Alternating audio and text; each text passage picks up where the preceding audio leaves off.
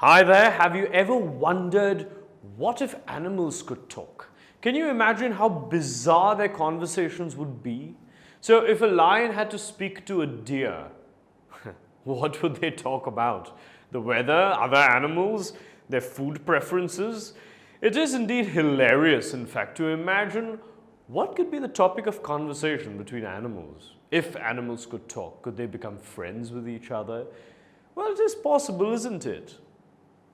That's in the poem that we are about to discuss, The Duck and the Kangaroo.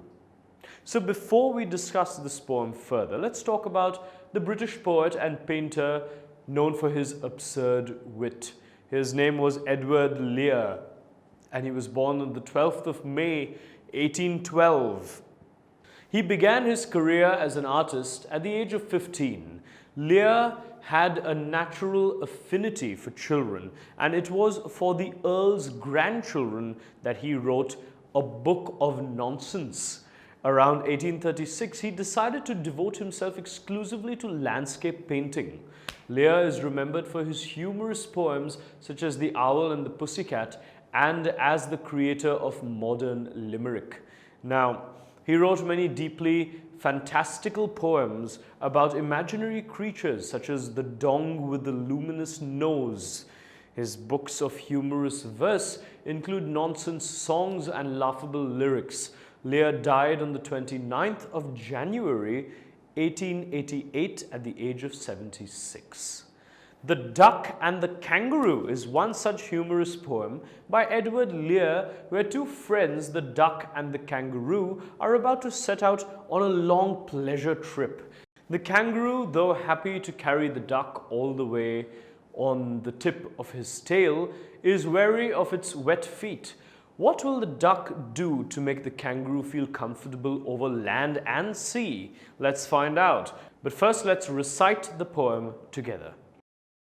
The Duck and the Kangaroo by Edward Lear. Said the duck to the kangaroo, "Good gracious, how you hop over the fields and water too, as if you never would stop.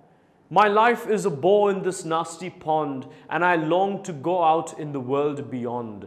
I wish I could hop like you," said the duck to the kangaroo. "Please give me a ride on your back," said the duck to the kangaroo.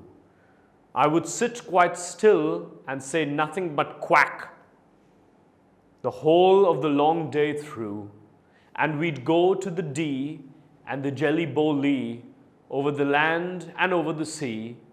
Please take me on a ride, oh do," said the duck to the kangaroo. Said the kangaroo to the duck, "This requires a little reflection. Perhaps on the whole it might bring me luck. And there seems but one objection, which is, if you let me speak, so bold. Your feet are unpleasantly wet and cold, and would probably give me the roo." "Mathies," said the kangaroo. Said the duck, "As I sat on the rocks, I have thought over that completely. And I bought 4 pairs of worsted socks, which fit my web feet neatly. And to keep out the cold, I've bought a cloak, and every day a cigar I'll smoke, all to follow my own dear true love of a kangaroo." Said the kangaroo, "I'm ready, all in the moonlight pale. But to balance me well, dear duck, sit steady and quite at the end of my tail."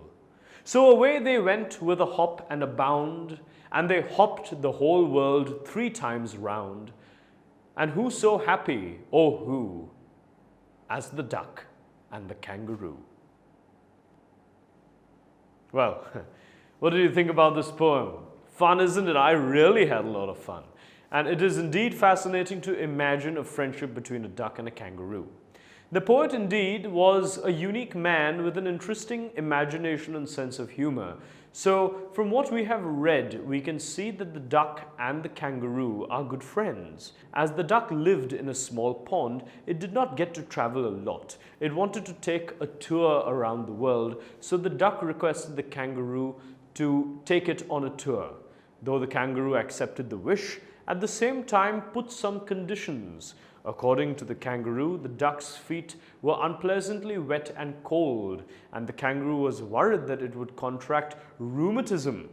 At this, the duck assured that it had already bought 4 pairs of woolen socks to put on.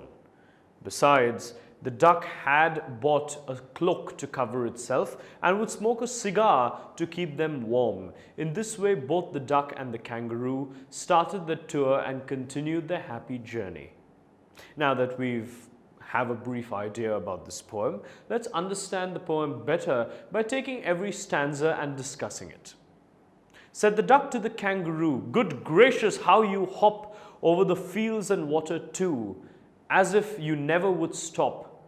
My life is a bore in this nasty pond, and I long to go out in the world beyond. I wish I could hop like you," said the duck to the kangaroo. Now in this stanza, the duck praises the kangaroo for his ability to hop. The duck even finds the kangaroo graceful while it hops over the fields and water. The duck feels that the kangaroo would never stop. It feels sorry for itself as its own life is just, full of boredom. The duck has already spent half of its life in that pond.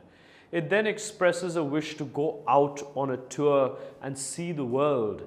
The duck also wishes to hop like the kangaroo. What do you think? Will the duck be able to go on a tour?